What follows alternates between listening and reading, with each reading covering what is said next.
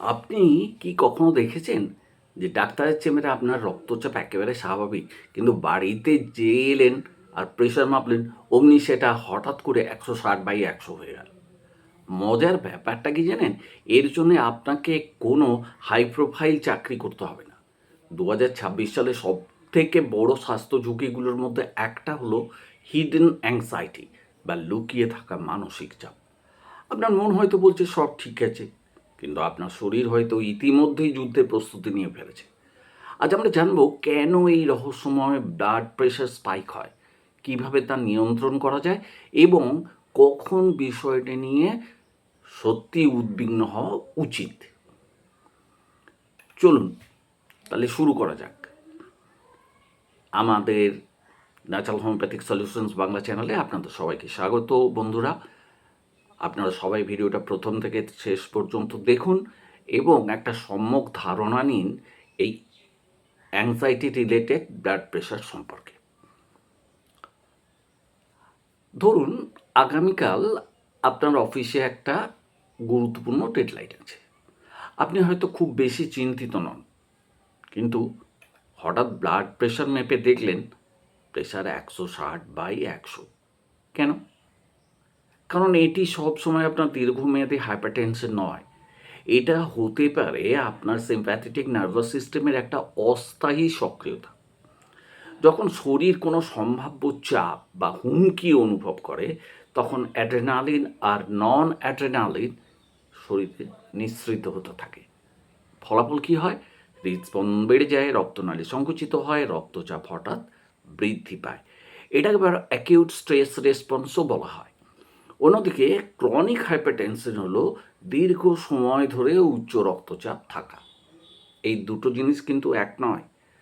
আরও আশ্চর্যের বিষয় হলো অনেক সময় শরীর চাপ অনুভব করে ফেলে মনের আগেই। এটাই হলো হিডেন অ্যাংজাইটি, ডিজিটাল ও বায়োলজিক্যাল ট্রিগার।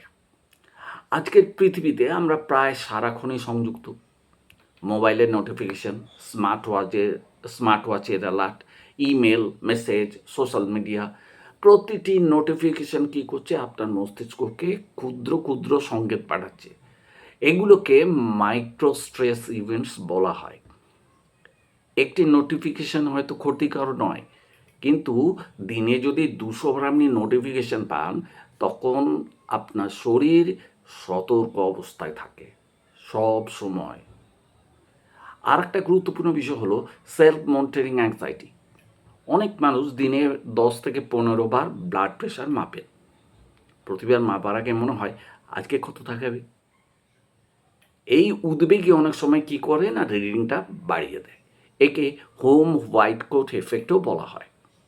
শরীর কিছু সতর্ক সংকেত দিয়ে থাকে, যেমন ঘাড় শক্ত হয়ে যাওয়া, মাথার পেছনে একটা চাপ অনুভব করা, কাঁধে টান, বুক ধড়ফড় করা, হঠাৎ অস্থির লাগা।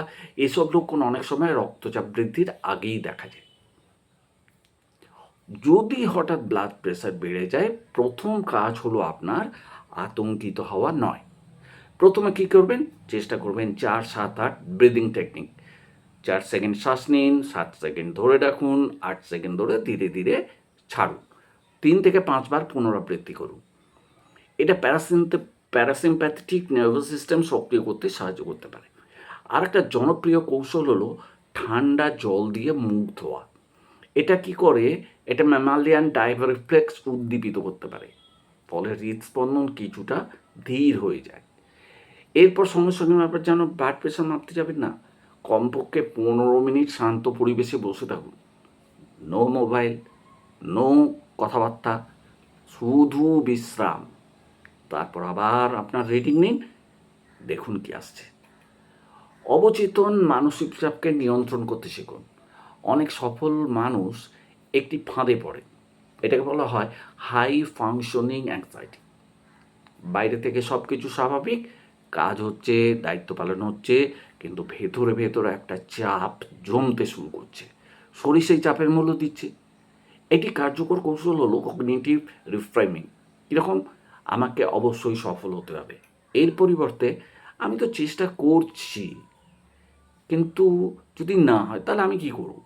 এই ধরনের চিন্তার পরিবর্তন স্ট্রেসের যে স্থায়িত্ব সেটা কমাতে সাহায্য করতে পারে। এছাড়া কী করবেন, আপনি পর্যাপ্ত জল খাবেন এবং ম্যাগনেসিয়াম সমৃদ্ধ খাবার খাবেন, যেমন শাকসবজি খাবেন, বাদাম খাবেন, বীজ খাবেন, বীজ বীজ শস্য যেগুলো সেগুলো, ডাল খাবেন। স্নায়ুতন্ত্রের স্বাভাবিক কাজকর্মে এরা সহায়তা করতে পারে। এরপরে হচ্ছে আর একটা ব্যাপার, যেটাকে বলে স্পাইক প্রুফ লাইফস্টাইল। সকালে প্রথম 30 মিনিট খুব গুরুত্বপূর্ণ। ঘুম থেকে উঠেই ফোন দেখবেন না, পরিবর্তে 1 গ্লাস জল খান, হালকা একটুখানি হেঁটে নিন, সূর্যের আলোতে কয়েক মিনিট সময় কাটান। এগুলো কী করবে, কর্টিসল আয়োনিক রেসপন্সের প্রভাবকে ভারসাম্যপূর্ণ রাখতে সাহায্য করবে। রাতে তৈরি করুন ডিজিটাল সানসেট প্রোটোকল।